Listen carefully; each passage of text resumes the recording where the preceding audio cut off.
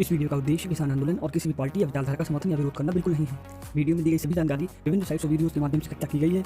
हम इसके पूर्णतः सही होने का कोई भी दावा नहीं करते।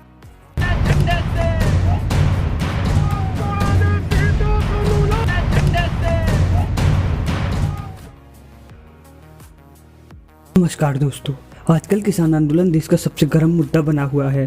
पंजाब और हरियाणा के किसान कृषि सुधार कानूनों के विरोध में दिल्ली के बॉर्डर पर डटे हुए हैं और सरकार से कानून वापस लेने की मांग कर रहे हैं।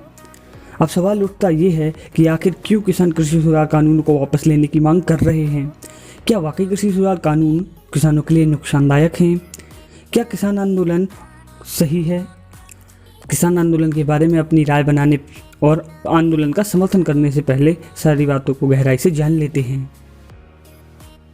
हेलो गाइस, मेरा नाम है प्रभांशु और चलिए शुरू करते हैं आज के इस नए एपिसोड को। आखिर क्या है कृषि सुधार कानून? संसद ने सितंबर में विपक्ष के विरोध के बीच भी 3 नए विधेयक पारित किए थे जो अब कानून बन चुके हैं। इन 3 विधेयकों के नाम हैं: पहला, कृषि उत्पादन, व्यापार एवं वाणिज्य संवर्धन और सुविधा अध्यादेश 2020। दूसरा, मूल्य आश्वासन पर किसान संरक्षण एवं सशक्तिकरण समझौता और कृषि सेवा अध्यादेश 2020। तीसरा, आवश्यक वस्तु अधिनियम 1955 में संशोधन। अब इन्हीं कानूनों के विरोध में किसान आंदोलन कर रहे हैं, तो आइए इन कानूनों के संभावित फायदे और संभावित नुकसानों के बारे में जानते हैं।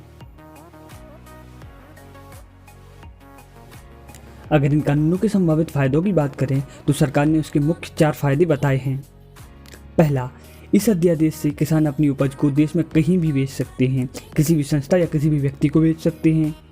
इस कानून में कृषि उपज विपणन समिति यानी कि मंडियों के बाहर भी उपज बेचने का विकल्प होगा।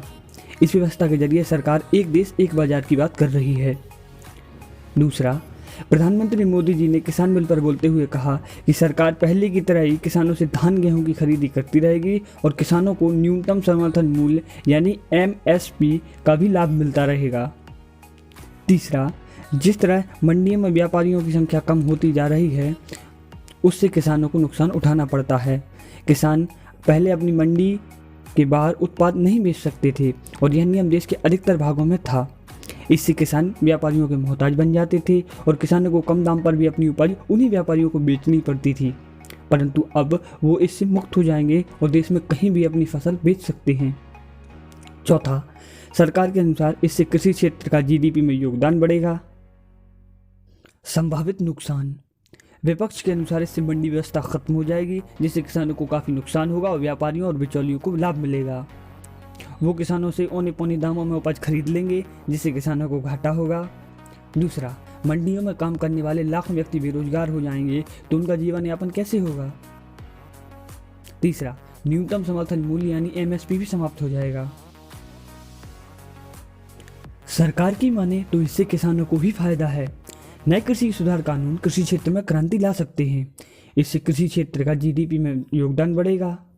कृषि आंदोलन को सरकार ने विपक्ष की चाल बताया है। मोदी जी के अनुसार विपक्ष किसानों को भड़काकर अपनी राजनीतिक जमीन खोज रही है। आप किसी भी तरह के भ्रम में मत पड़िए।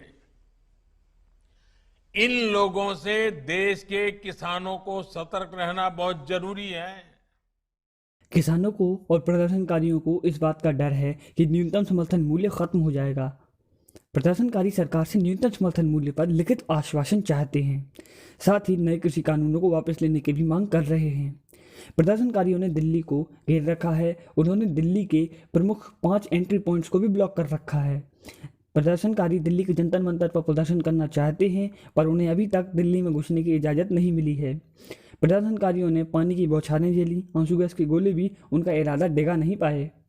वहीं सरकार भी कृषि कानूनों को वापस लेने से साफ इनकार कर दिया है। ऐसे में कोई भी बीच का रास्ता निकलता हुआ दिखाई नहीं दे रहा। किसान प्रदर्शन जारी है और पक्ष और विपक्ष दोनों ही अपनी बातों पर अड़े हुए हैं। सरकार कानूनों को वापस लेने से साफ इनकार कर रही है और प्रदर्शनकारी कानूनों को वापस लेने की मांग पर डटे हुए हैं। तो फिलहाल वीडियो में इतना ही। अगर आपको वीडियो पसंद आई तो लाइक करें, अपने फ्रेंड्स के साथ शेयर करें और नॉलेजफुल वीडियोस के लिए हमारे चैनल को सब्सक्राइब करके बेल आइकन को ऑन कर दें। मिलते हैं नेक्स्ट वीडियो में। जय हिंद, वंदे मातरम।